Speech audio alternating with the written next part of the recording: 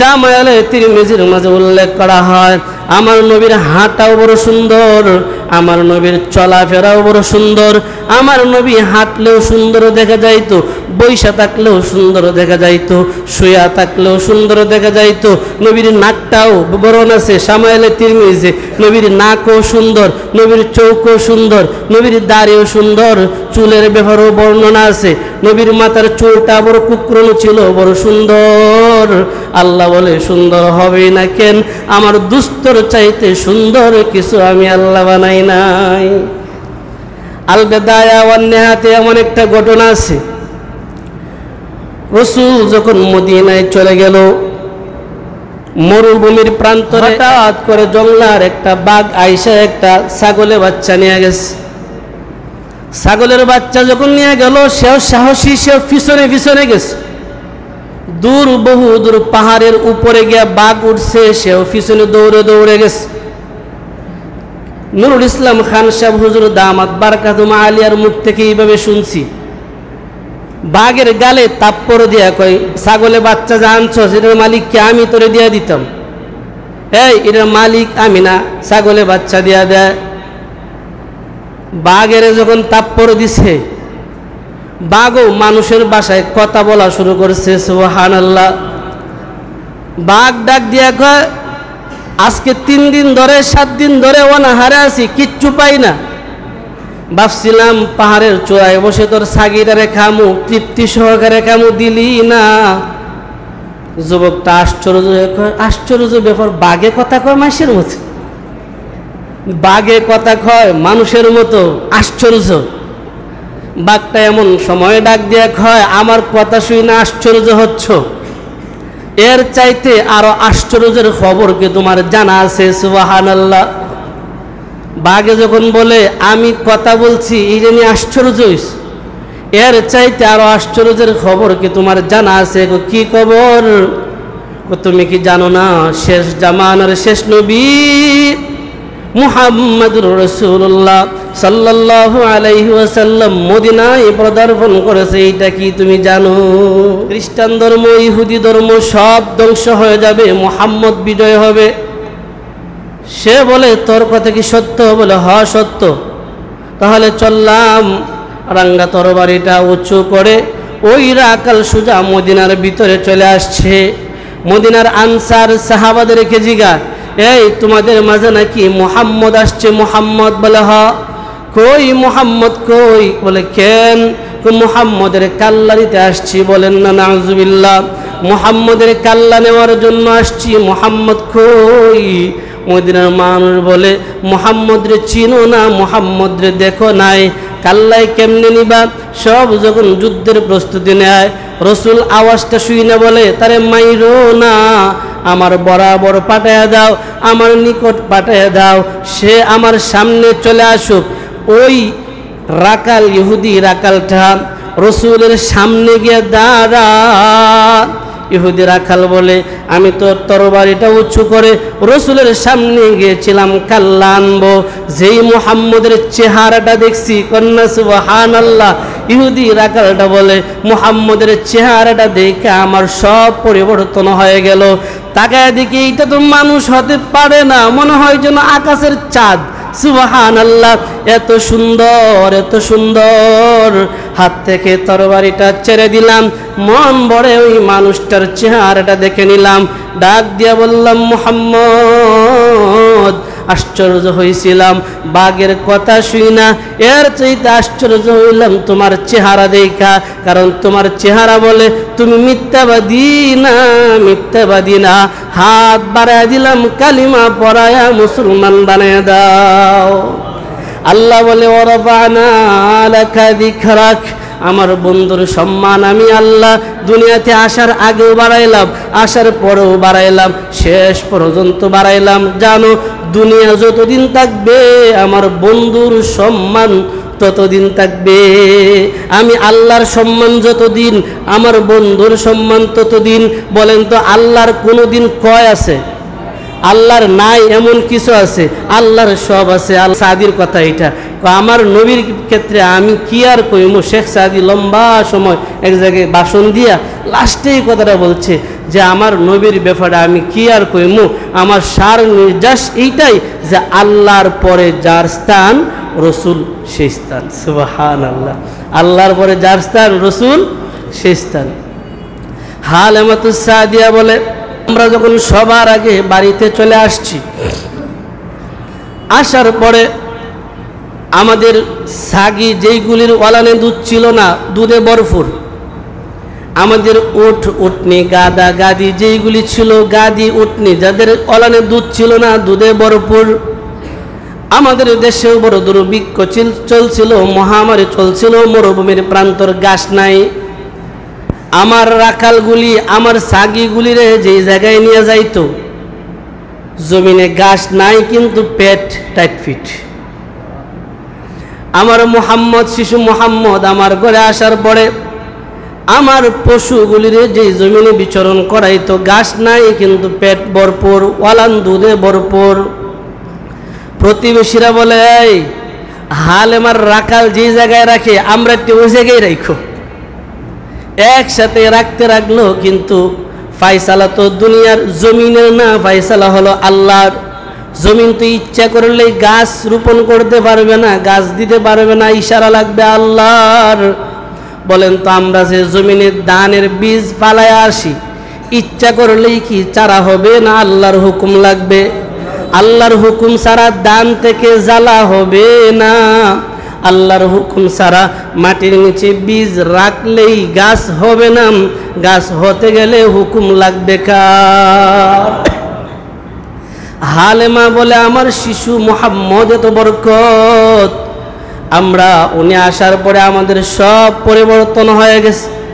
আল বেদায়া one নিহায়ার মাঝে উল্লেখ করা হয়, রাসূলুল্লাহ সাল্লাল্লাহু আলাইহি ওয়াসাল্লাম ছোট বাচ্চা, ছোট মানুষ, বাচ্চাদেরকে মায়ের স্তন যেটা দেয় সেটাই খায়, কিন্তু মুহাম্মদের ক্ষেত্রে একটু ভিন্ন। মুহাম্মদ একটা দুধ খাইতো, আরেকটা তার ভাইয়ের জন্য রাইখা দিত।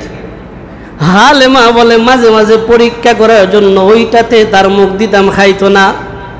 সে বাসায় বুঝাইতো, মা ভাইয়েরটা আমি খাওয়ার মানুষ আমি না, আরেক ভাইয়ের হক খাওয়ার মানুষ আমি, শিশু মুহাম্মদ না। বলেন তো ছোট মানুষ 1 মাস 2 মাস 1 বছরের বাচ্চা কি বান্দার হক বুঝে?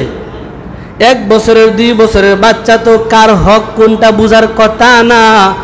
এরপরও হালেমা বলে, আমি দেখতাম শিশু মুহাম্মদ তার দুধ, ভাইয়ের দুধ সে খাইতো না, ভাইয়ের জন্য ভাইয়ের টারাইকা দিত। কিন্তু আমাদের আফসোস লাগে, দুঃখ লাগে, আমাদের বয়স 50 হয়ে গেল, 60 হয়ে গেল, 30, 180, 90 হয়ে গেল, এরপরও বান্দার হক বুঝি না, আরেকজনের হক মাইরা খাইলেই নিজের বড় মনে করি। খুব দুঃখ লাগে বিষয়টা। বান্দার হক বুঝে না, বান্দার হক নষ্ট করে। দুস্থ কথাটা খেয়াল রাখবা, বান্দার হক নষ্ট কইরা হাজি হইয়াও লাভ নাই। কথা বুঝেন কি না জানি না। আরেকজনের হক নষ্ট করবেন, নষ্ট কইরা কাবা ঘরের সামনে যায় 11, 12, 15 নম্বর হজ করে দেবেন। আল্লাহ 20 নম্বর আইছি, তোমার হজ 20 নম্বর আইছি, আল্লাহ তোমার কাবা ঘরও ধরছি, মাফ করে দেও। আল্লাহ গো, আচ্ছা নামাজ পড়ছস না, মাফ করে দিছি। রোজা রাখছস না, মাফ করে দিছি। জাকাত দিছস না, মাফ করে দিছি। আর আমার যত হক নষ্ট করছস, যা কাবা ঘরে ধরছস, মাফ করে দিছি।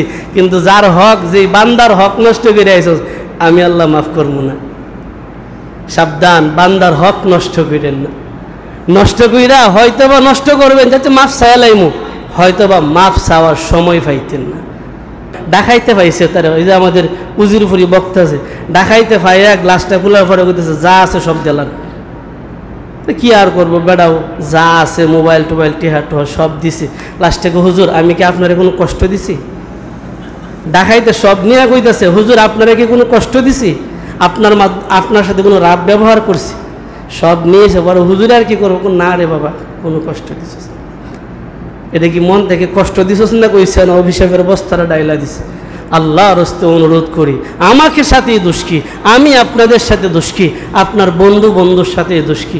তার হক নষ্ট করেন না, হয়তোবা মাফ চাওয়ার সময় পাইতেন না। আল্লাহ আমাদেরকে বুঝ দাও, সবাই বলে আমিন। রাসূলুল্লাহ সাল্লাল্লাহু আলাইহি ওয়াসাল্লামের বয়স প্রায় 2 বছর। শিশু আব্দুল্লাহ তার সাথে একজন বোন, তারা দুইজন মাঠে ছাগল রাখে। শিশু মুহাম্মদ বলে, মা আমাকেও কি তাদের সাথে যাইতে দিবা? বলে, না বাবা, এত সুন্দর চেহারায় রৌদ্র লাগলে চেহারা নষ্ট হয়ে যাবে। বলে, মা আমার দুধ ভাই রাখবে, আমি রাখবো না, এটা হতে পারে না, আমার ভাই কষ্ট করবে, আমি করব না। রসুলের দুধ বোন ডাক দিয়া কয়, মা দিয়া দে, অসুবিধা নাই, রোদ লাগবে না। আয় কি কস, রোদ লাগবে না মানে? রোদ লাগবে তো, তার মাথার উপরে রোদ লাগবে, গায়ে রৌদ্র লাগবে। ছোট্ট বোনটা ডাক দিয়া কয়, মা শিশু মুহাম্মদ আমাদের দুধ বাইরে, তুমি না চিনলো আমি চিনা লাইছি। সুবহানাল্লাহ। ও মা তুমি চিনো নাই, আমি চিনছি। বলে, কেমনে চিনছি?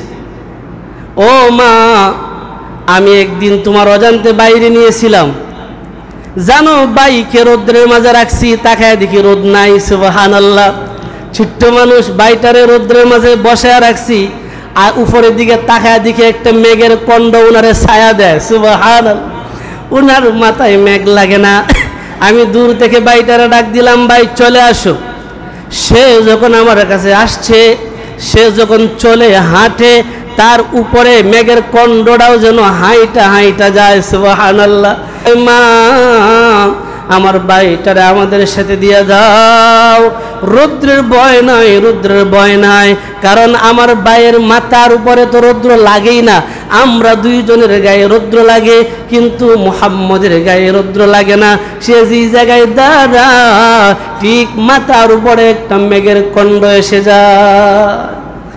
এ ভাই, আমরা এই নবীর উম্মত, যে নবীর ব্যাপারে আল্লাহ বলে, ওয়ারাফা'না লাকা যিকরাক। ও নবী, আপনার সম্মান আমি আল্লাহ সব জায়গায় বাড়াইছি। যখন বোন ভাইয়ের সাথে চলে গেছে, কিছুক্ষণ পরে বোনটা এবং ভাইটা দৌড়ে আইসা, মা কাম হয়ে গেছে, 2 বছর বয়স। কি হইছে?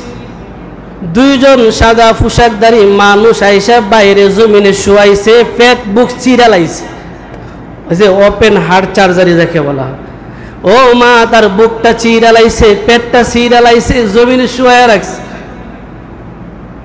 তারা দুই স্বামী স্ত্রী হালেমা বলে, আমরা দৌড় দিলাম মাঠে, গিয়া দেখি শিশু মুহাম্মদ বইসা বইসা ভয়ে কাঁপতেছে। ছোট মানুষ, কি মনে করেন আপনি তাকায় রয়েছেন, আপনি বুকটা পারছে, ফেটটা করে মেলায় লাইছে, ফেটের ভিতরে যা আছে তাই না বাহির করছে। দেখলে আপনি তো বাচ্চা থাকতে মরে যাবেন, বাচ্চা থেকে তো মরে যাওয়ার কথা। শিশু মুহাম্মদ বলে, জানো এই কথাটার ব্যাপারে সাহাবায়ে কেরাম প্রশ্ন করেছেন, নবী আমার, আপনার প্রথম যখন চক্কে সদর হয়েছিল, আপনার সিনা কাটা হয়েছিল, বুক ফাড়া হয়েছিল, আপনি কি বলতে পারেন? রাসূল বলছেন, শোনো, শুধু বলতে পারি তাই না, কি হয়েছেন সব মনে আছে। সুবহানাল্লাহ। কি হয়েছেন? রাসূল বলে, ও সাহাবায়ে কেরাম জানো, আমার দুধ ভাই এবং বোনের সাথে যখন জমিনে বিচরণ করেছিলাম, দুইজন সাদা পোশাকধারী ব্যক্তি আমার আইসা জমিনে শোয়া দিছে, আমার বুকটা পেটটা ফাইরা লাইছে, ফাইরা আমার পেটের ভিতরে যা আছে নারী বুড়ি সব বাহির করছে। একটা পানি দিয়া তারা সুন্দর করে ধুইছে, ধুইয়া যেইগুলি ছিল এইগুলি রাখছে, আরো জানি কি আমার ভিতরে বড়ে গেছে। সুবহানাল্লাহ। হালেমা বলে, আমরা দেখলাম শিশু মুহাম্মদ কাঁপতেছে ভয়ে, ডাক দিয়া বললাম, বাবা কি হয়েছে, ব্যাপার কি হয়েছে বুঝলাম না। বলে, মা কিচ্ছু হয় নাই, তাকায় দেখো আমার বুকের মাঝে, ফেরের মাঝে শিলির দাগ। এই তো একটু সময় আগে দুইজন সাদা পোশাকধারী মানুষ আইসা আমার পেটের ভিতরে, বুকের ভিতরে যা ছিল সব বাহির করছে। বলেন তো এরপরও কেন মরে নাই? বাঁচানোর মালিককে। মরার জন্য তো আল্লাহ নবীরে পাঠায় নাই, নবীরে আল্লাহ তাআলা একে একে 4 বার এই কাজটা কইরা ভিতরে দুনিয়ার প্রেম ভালোবাসা যেন না আসে, দুনিয়ার প্রেম দুনিয়ার ভালোবাসা যেন না আসে, এই জন্য নবীর সিনাটারে বারবার আল্লাহ পবিত্র রাখছে। আল্লাহ পবিত্র রাখার মালিক। হালেমা এবং হালেমা তার স্বামী বলে, আমরা ভয় পেয়ে গেলাম, কিতে কি হয়ে গেল, কি জানি আবার কি হয়ে যায়। আমরা তাকে আমেনার কাছে নিয়ে গেলাম, আমেনার কাছে নিয়ে ভয়ে বলতে লাগলাম, আমেনা তোমার সন্তান রাখছি না, কারণ ভয় হয় কি জানি জিনে আক্রমণ করছে কিনা ভয় হয়। আমেনা বলে, ও হালেমা শুনো, এমন একজন সন্তানের ব্যাপারে সন্দেহ করছো, এমন একজন শিশুর ব্যাপারে ভয় পাইতেছো যারে নিয়ে ভয়ের অবকাশ নাই। আমার শিশুরে তোমরা না চিনলেও আমি জানি। ও হালেমা শুনো, এই শিশু তো এমন শিশু, যেই শিশু পেটে থাকাকালীন তার ভবিষ্যৎবাণী আল্লাহ আমারে দেয়া দিছে। সুবহানাল্লাহ কইতেন না? আমরা বলছিলাম গত জুমায় এমন আলোচনা ছিল, আমিরা তো এইভাবে বলছেন, শিশু মুহাম্মদ পেটে আসার পরে স্বপ্ন যুগে আমারে সিরিয়া রাজ্য সব রাজপ্রাসাদগুলি দেখায় দিছে, দুনিয়ার বড় বড় আন্দার মহলগুলি আল্লাহ আমারে স্বপ্ন যুগে দেখায় দিছে। এ হালেমা, আমার সন্তানের জিনে আক্রমণ করার মতন ক্ষমতা নাই, কারণ এই সন্তানের দায়িত্ব জিম্মাদারি স্বয়ং আল্লাহর হাতে। এটা সন্তান, এর জিম্মাদারি সব আমার আল্লাহর হাতে। দুনিয়ার সব বাচ্চারা জন্ম নিলে মায়ের কষ্ট হয়, কিন্তু আমি আমেনার মাধ্যমে যে মুহাম্মদ জন্ম নিছে আমার বিন্দু পরিমাণ কষ্ট হয় নাই। তাহলে যেই সন্তান আমার পেটে 10 মাস থাকার পরে আমি কষ্ট অনুভব করি নাই, যেই সন্তান জন্ম নেওয়ার পরে আমার কষ্ট অনুভব করি নাই। হালেমা জানো, শুধু তাই না, আমার সন্তানরে দুলনায় শুয়ে রাখলে আসমানের চাঁদ আইসা ফুটবল হয়ে যা, এই সন্তানরে বুঝি জিন্নাতে আক্রমণ করবো?